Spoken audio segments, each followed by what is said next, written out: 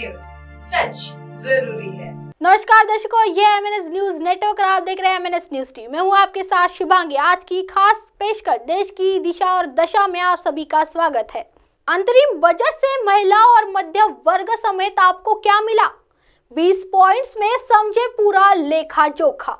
वित्त मंत्री निर्मला सीतारमण ने गुरुवार को संसद में अंतरिम केंद्रीय बजट 2024 पेश किया। अंतरिम बजट सामाजिक न्याय, गरीब कल्याण, देश का कल्याण, अन्नदाता का कल्याण और नारी शक्ति पर आधारित रहा। बुनियाद ढांचे पर उन्होंने कहा कि बुनियादी ढांचे के विकास और रोजगार सृजन के लिए पूंजीगत व्यय परिव्यय 11.1% बढ़ाकर 11 करोड़ रुपए किया जाएगा, जो सकल घरेलू उत्पादक का 3.4% होगा।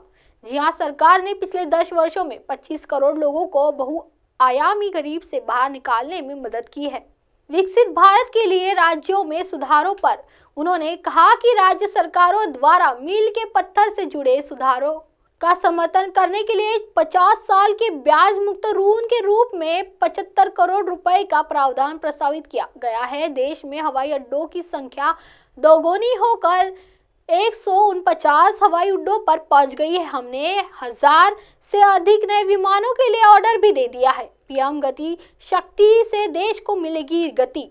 पीएम गति शक्ति के तहत पहचाने गए 3 प्रमुख आर्थिक रेलवे कॉरिडोर कार्यक्रम को लॉजिस्टिक्स दक्षता में सुधार और ऊर्जा खनिज और सीमेंट कॉरिडोर, बंदरगाह कनेक्टिविटी कॉरिडोर और उच्च यातायात घनत्व कॉरिडोर को कम करने के लिए भी लागू किया जाएगा। अंतरिम बजट 2024-25 की मुख्य बातें।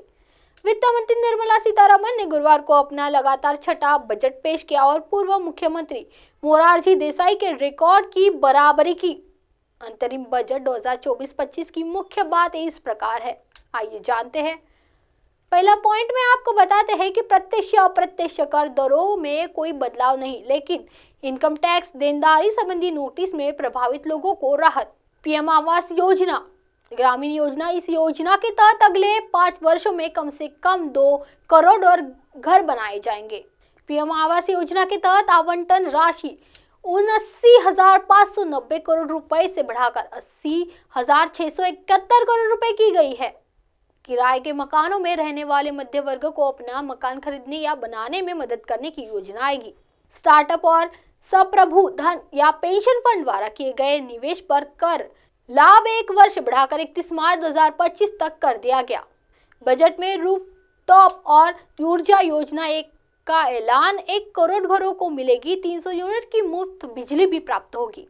40,000 सामान्य रेल डिब्बों को भी वंदे भारत मानकों के अनुरूप परिवर्तित किया जाएगा। आयुष्मान भारत योजना के तहत स्वास्थ्य देखभाल कवर सभी आशा कार्यकर्ता, आंगनवाड़ी कार्यकर्ता और सहायकों को बढ़ावा दिया जाएगा। जनसंख्या वृद्धि, चुनौतियों और जनसंख्याकीय परिवर्तनों से निपटने के लिए सरकार उच्च स्तरीय पैनल बनाएगी। युवाओं के लिए 50 साल के ब्याज मुक्त ऋण के साथ 1 करोड़ रुपए का कोष स्थापित किया जाएगा। सरकार 2014 से पहले अर्थव्यवस्था के कुप्रबंधन पर एक श्वेत पत्र लाएगी। 3 करोड़ महिलाओं को लखपति दीदी बनाने का लक्ष्य तय किया जाएगा। सरकार सर्वाइकल कैंसर से बचाव के लिए 9 से 14 वर्ष की उम्र की बालिकाओं का टीकाकरण कराएंगी। आशा और आंगनवाड़ी कार्यकर्ताओं को भी आयुष्मान भारत योजना के तहत अस्पतालों में इलाज की सुविधा मिलेगी। चीनी सब्सिडी योजनाओं को 2 और वर्षों के लिए 31 मार्च 2026 तक बढ़ाने की मंजूरी। ई व्हीकल की चार्जिंग के लिए बड़े पैमाने पर चार्जिंग स्टेशन बनेंगे, इससे वेंडरों को काम मिलेगा। पूंजीगत व्यय के लिए राज्यों को 50 साल के ब्याज मुक्त ऋण की योजना 1.3 करोड़ रुपए के परिव्यय के साथ अगले साल भी जारी रहेगी। रक्षा बजट को 5.94 लाख करोड़ रुपए से बढ़ाकर 6.21 लाख करोड़ रुपए कर दिया गया है। सैन्य क्षेत्रों में डीप टेक प्रौद्योगिकियों के लिए एक महत्वाकांक्षी योजना की घोषणा की गई।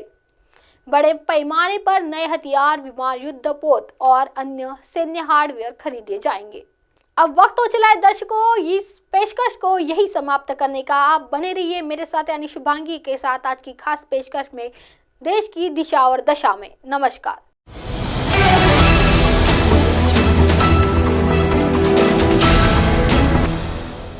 ये है एमएनएस न्यूज नेटवर्क और आप देख रहे हैं एमएनएस न्यूज।